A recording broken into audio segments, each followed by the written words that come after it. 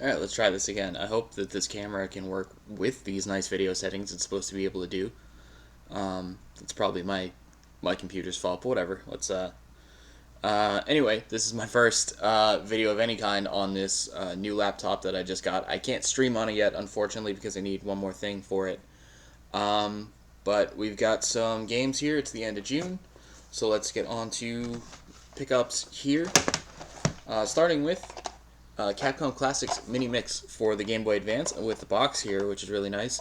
I've got myself a nice little collection of complete Game Boy Advance games. I have a nice library of Game Boy Advance games anyway, but this is a nice. I have a couple good ones, and a couple games I really like. The main reason to buy this, especially because it is not that expensive, especially to get this in the box. I think this was less than $30. But you get on here, Mighty Final Fight is the main reason to get it. The other two games, Strider and Bionic Commando, are great single-player games and great versions of them because they're on the NES versions. But Mighty Final Fight is a really hard to find, very late NES title from Capcom that is more like a Kunio-kun looking version of Final Fight. It's very good and it's very expensive. So getting this, even though you can't do multiplayer on it, this is a really good collection to get, especially if you can play it on a Game Boy player or a Retron on a TV. It's almost like that. You just can't do the multiplayer, but that's really good stuff. Next, just one PS1 game and another game from the Mummy Universal franchise. This is the PS1 game published by all things by Konami. This is a really weird period of time for Konami. They were publishing a lot of stuff on the original PlayStation, including the game that's advertised on the back of the manual here, the Grinch, this cartoony platformer from like 2 years before the Jim Carrey movie. This game's not supposed to be great, that's why you haven't heard about it, but it is not that cheap, and I've only seen it once before, and it wasn't complete when I saw it before, so I had to pick it up as soon as I saw it complete, because it's not something I see very often. Next, in honor of having this computer that can actually play games on it, I already had a few games just to have them in the collection, but now I've gotten a couple in honor of that I can actually put on the computer, put on the hard drive, and actually play from them. Not counting this one. This one probably won't run on this computer here because it's too old. The game's too old, of course. But it's Betrayal at Crondor, which is a cool classic Sierra RPG. Largely, it looks like it would be competing with the SSI Dungeons and Dragons games. Excuse me. Very similar style and everything. So it's supposed to be really cool, and I always like hearing based on real fantasy novels or by a real fantasy novel author, this being Raymond D. Feist. I always think about it is it likely or confirmed that Blind Guardian has a song about this? I don't think this does, but I think that they've probably done stuff by Raymond D. Feist before. I'd have to double check their many tracks on all their history fantasy novel stuff, but if not, I'd have to see what they've done that's based on stuff by him. On the other hand, to go with my nice Galactic Battlegrounds Saga, we have Star Wars Empire at War. Really good stuff, good RTS. One of the types of games that I say this has to be played on a PC. It needs a mouse or a touchpad that can really support the control scheme. This is supposed to be very good. It's so just like I have Galactic Battleground Saga, which has the base game and the expansion, which I think is a Clone Wars expansion. This is the base game and Forces of Corruption, which is like a Sith inspired not Sith actually. It's like the criminal underworld, which looks really cool. And this is one of the things that I'm gonna want to get with my ability to play games on the PC is all the Star Wars stuff that I can't access otherwise. One of the only games that I've played so far since I've actually had this and set it up the other day is I finally got to play Rebel Assault 2 through the version that I downloaded from Steam because I have the physical in the jewel case, and it worked. It ran. It didn't crash. It was great. So that was fun. I'm gonna play that again. Probably try and play one of these today. Something on the PC to enjoy it. And then we have Rollercoaster Tycoon 3 Platinum. You gotta have Rollercoaster Tycoon in its original intended platform, the PC. I've got the Xbox version. I think I have the 3DS version. None of these other versions really work. It's the PC classics. That's the way it's going to be.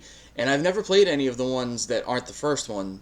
So playing 2 or 3 is really interesting, and it's nice to have this collection here, which is the 3 base game plus 2 expansions. So there's a lot of stuff to see in this one, which would be very cool. We're going to end on the Switch games because there's actually a bunch of them. But there's 2 more games here before we get on to the end. Both of them involve little tiny blobs with faces on them. First, this is Slime Rancher Deluxe Edition, which you can tell I haven't opened, but I had seen this game a long time ago, and I thought it looked really cool and really, really nice. It's supposed to be quite good, and it's quite popular on like Steam and other like PC platforms. But I have it here for PS4 because I thought it was cool. It looked like sort of an FPS because it's in the first-person style, and it's sort of a Viva Pinata / like Harvest Moon Stardew type of thing. It looks really cool. It's supposed to be good. I'll have to check it out at some point. And then the other one, which I got for PS5 here, Puyo Tetris 2. So I love Tetris. I have my favorite version of Tetris. I have spin-offs of Tetris that I like. And Puyo Tetris 1, when it was a really early launch title for the Switch, I never picked that up, even though it would have been a game I would have played in that really early period. On the other hand, I've now picked it up for the PS5 because it is an early title, because it's not expensive. This was $20. I kept seeing it for $20, and I was like, yeah, I'd probably pay $20 for that just to have another game in that very small library.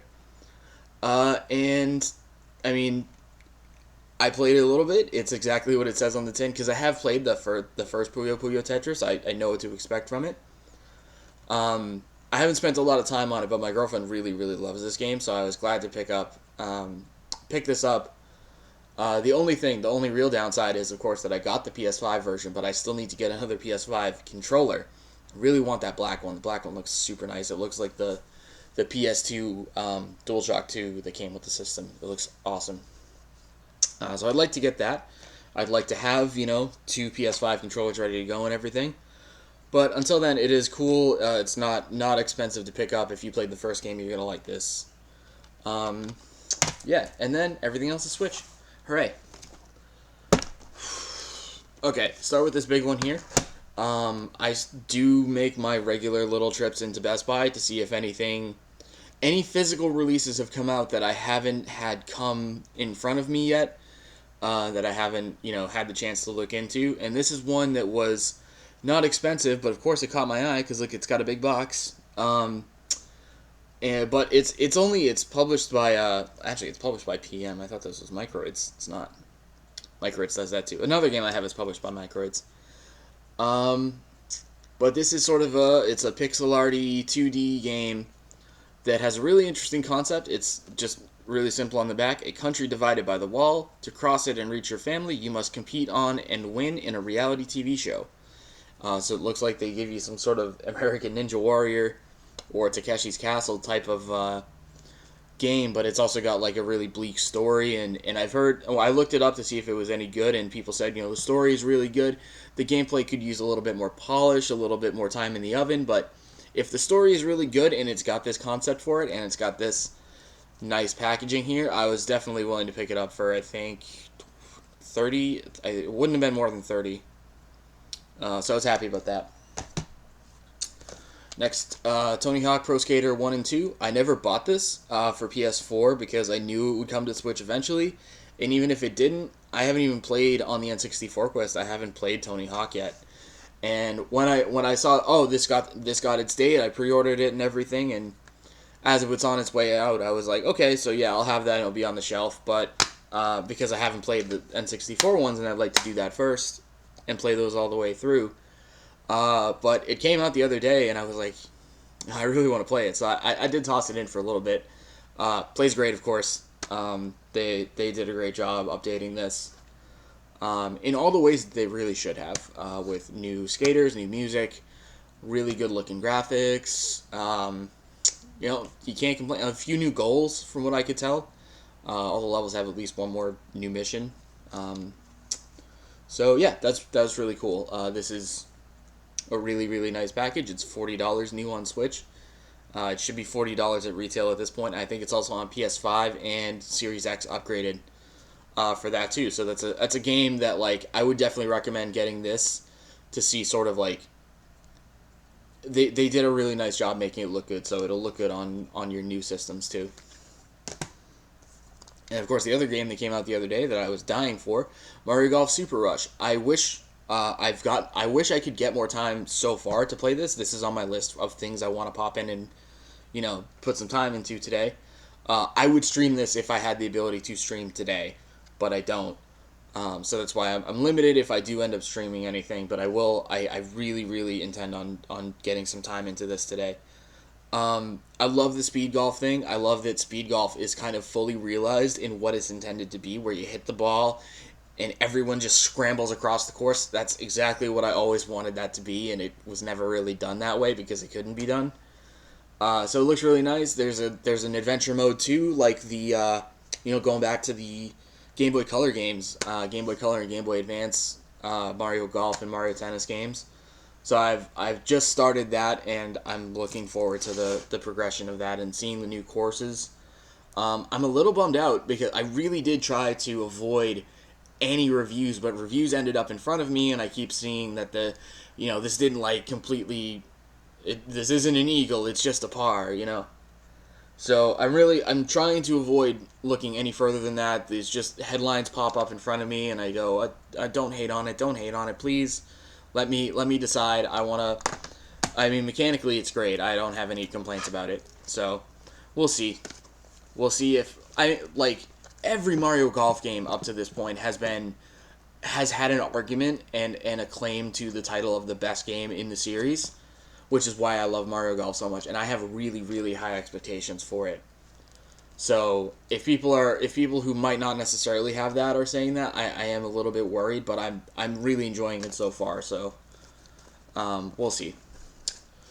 We got the Outer Worlds here. I've really had a hankering to give a good, real try to Fallout lately, but Fallout is one of the games that doesn't have any iterations on the Switch, which would have really helped. So I did get Outer Worlds, which is very much inspired by Fallout.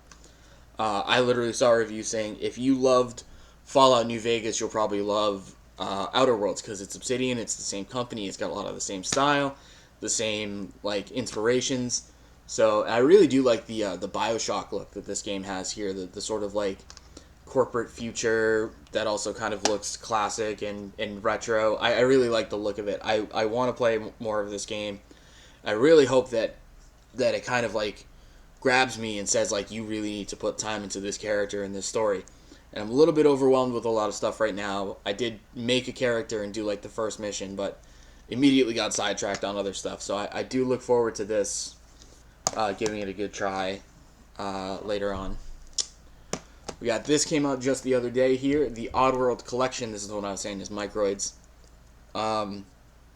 So they've published all three of these games now on the Switch with HD versions. This is Oddworld New and Tasty, which I believe is has stuff from both of the PS1 Abe games. Correct me if I'm wrong on that, but it implies that because they didn't do two separate games for it. And those games I have no real experience with. Munch's Odyssey, I had never really played on the original Xbox. Stranger's Wrath, however, love that game. It's a fantastic game. And I have considered buying Stranger's Wrath for the Switch already because it's already existed, it's already got a physical. And I'm really glad that I waited to pay basically full price $60 for this game that has all of them on it. Because it means that I will have Stranger's Wrath to play if I don't like the other two games, and I'll still have a good package here. But I get to try the other two and own them and say, yeah, I've given them a shot with the best version on the console I'd want it on. So, yeah, that came out just the other day. I haven't opened it yet. But really good add to the collection. Like I said, if I'd bought Stranger's Wrath already, I wouldn't have bought this. So I'm really glad I waited. We have Raiden 4 X Mikado Remix. I didn't actually think I needed to buy Raiden 4 because I owned the 360 version. But this came out. This is really cheap, and it's not. I don't think it's gonna stay cheap. especially with how Raiden 5 has already gone up in price.